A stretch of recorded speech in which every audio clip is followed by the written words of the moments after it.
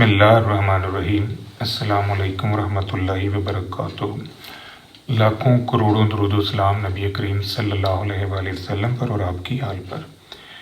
आज ही बेटा हम शेर मोहम्मद चौधरी साहब की किताब इंट्रोडक्शन टू स्टैटिस्टिकल थ्योरी में chapter number 10 regression and correlation की एक्सरसाइज सॉल्व कर रहे हैं और इसमें हमारा आज का क्वेश्चन है मल्टीपल चॉइस। अब मल्टीपल चॉइस क्वेश्चंस में हर एक के नीचे आपको 4 पॉसिबल आंसर्स दिए हुए हैं, उनमें से जो मोस्ट सुटेबल है वो आपने पिक करना है।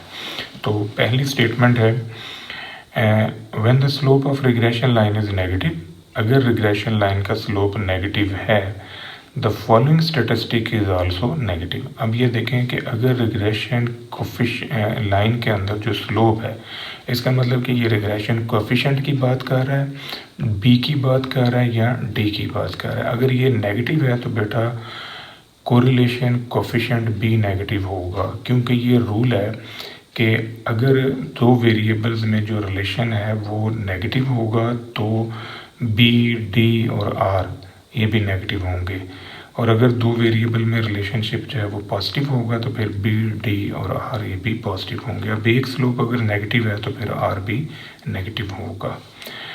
दूसरी बात ये कि ये जो आर स्क्वायर है ये स्क्वायर रकम है, ये भी नेगेटिव नहीं हो सकती। ये जो स्टैंडर्ड एरर है ये एक स्क्वायर रकम यानी सम ऑफ स्क्वायर ऑफ डेविएशन को आप n-2 पे डिवाइड करते हो फिर उसका स्क्वायर रूट लेते हो, तो ये भी नेगेटिव नहीं हो सकता।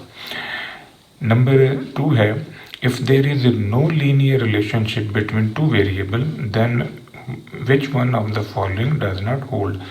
अगर लीनियर रिलेशनशिप ना हो तो फिर ऐसी सिचुएशन के अंदर आपका जो ए है वाई इंटरसेप्ट जिसे हम कहते हैं ये ज़ीरो होगा, क्योंकि अगर आपका लीनियर रिलेशनशिप होल्ड नहीं कर रहा दो वेरिएबल्स के दरमियान तो फिर ए की वैल्यू जो है ये ज़ीरो होगी। ये सूटेबल आंसर है इसके लिए। नेक्स्ट है नंबर 3 है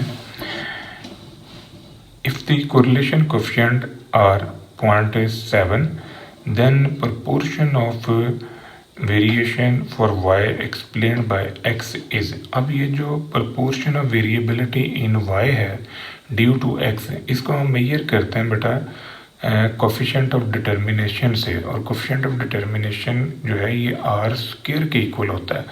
तो ये जो r है इसका आप स्क्वायर ले लें तो ये आ जाएगा 0.49, ये इसका सूटेबल आंसर होगा। नेक्स्ट है the dependent variable is also known as, जो डिपेंडेंट वेरिएबल y है रिग्रेशन एनालिसिस के अंदर उसके मुख्तलिफ नाम हैं। उसको हम एक्सप्लेन वेरिएबल भी कहते हैं, रिस्पॉन्स वेरिएबल भी कहते हैं, प्रेडिक्टेड वेरिएबल भी कहते हैं, एंडोजीनियस वेरिएबल भी कहते हैं, उसको हम रैंडम वेरिएबल भी कहते हैं। तो ये ऑल अबव जो है ये इसके लिए सूटेबल है, सारे इसी के नाम हैं। नेक्स्ट है number 5 in regression equation y is equal to alpha plus beta x plus error term both x and y variable are. अब इस रिग्रेशन इक्वेशन में एक वेरिएबल जो है वो फिक्स है, x फिक्स है और y जो है वो रैंडम है। तो हम इसमें से देखें यहाँ दोनों के बारे में रैंडम लिखा है ये भी गलत है, दोनों के बारे में फिक्स लिखा है ये भी गलत है, x फिक्स y रैंडम ये इसका सूटेबल आंसर है। उसकी वजह ये है कि इस रिलेशनशिप में x की वैल्यू फिक्स होती है और y जो है वो रैंडम होता है। नंबर 6 है the variation of y values around the regression line is measured by variation of y around line। अब लाइन जो होती है ये y कैप को हम कहते हैं, तो y माइनस y कैप जो है इसका स्क्वायर आपका बेस्ट आंसर है, ये वाला बेस्ट आंसर होगा बी। नेक्स्ट है if both dependent and independent variable increase simultaneously then correlation coefficient will be in the range। अगर दोनों वेरिएबल बढ़ते हैं यानी इंक्रीज कर रहे हैं तो फिर डेफिनेटली उनमें पॉजिटिव रिलेशनशिप है यानी पॉजिटिव कोरिलेशन होगा। तो ये वाला नेगेटिव है, ये तो वैसे ही नहीं हो सकता क्योंकि रेंज जो है -1 to +1 होती है। अब इसमें नेगेटिव भी आ रहा है पॉजिटिव भी आ रहा है, तो आपका ये जो ए है ये मोस्ट सूटेबल आंसर होगा, क्योंकि ये 0 to 1 पॉजिटिव रिलेशनशिप के लिए इस्तेमाल होता है। Which of the following statement is incorrect about correlation coefficient. अब कोरिलेशन कोफिशिएंट के बारे में कौन सी स्टेटमेंट है जो गलत है। It passes through the means of data, ये पहली स्टेटमेंट है। It is symmetrical with respect to x and y, तो ये स्टेटमेंट ट्रू है क्योंकि आर वाई एक्स निकालना है या आर एक्स वाई, दोनों का आंसर सेम आता है। It is independent of reason and scale, ये भी ट्रू है क्योंकि कोरिलेशन कोएफिशिएंट जो है ये independent of reason and scale है। It is the geometric mean between two regression coefficients, कि आर जो है ये ज्योमेट्रिक मीन है बिटवीन टू रिग्रेशन कोएफिशिएंट्स, ये स्टेटमेंट भी ट्रू है। अब जो पहली स्टेटमेंट है ये रॉन्ग है, क्यों कि it passes through means of data, तो ये स्टेटमेंट गलत है क्योंकि जो रिग्रेशन लाइन होती है वो मीन में से पास करती है, यानी एक्स बार और वाई बार के पॉइंट में से गुजरती है। इस वजह से ये ए जो है ये आपका इसका बेस्ट आंसर जो है ये ए है, क्योंकि बाकी की स्टेटमेंट जो है ये ट्रू है। नेक्स्ट है number 9, if the explain variation between variable x and y is 0.4, तो देन आर स्क्वायर क्या होगा।